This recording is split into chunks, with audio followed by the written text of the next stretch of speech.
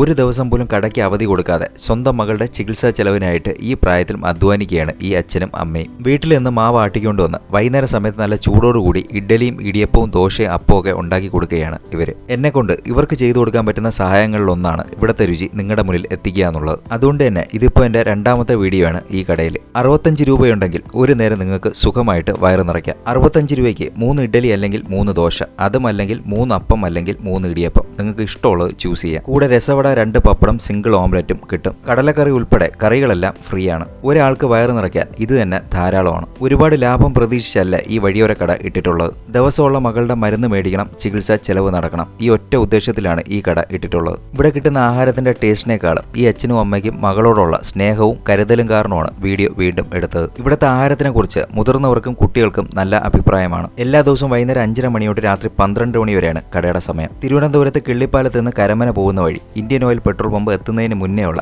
TC വെജിറ്റബിൾസിന്റെ മുൻവശത്തായിട്ടാണ് ഈ ചെറിയ കടയുള്ളത്. ഈ വഴി പോകുന്നവർ ഇവിടുത്തെ ആഹാരം വാങ്ങി ട്രൈ ചെയ്ത് നോക്കുക, ഇവർക്കൊരു സഹായമാവും.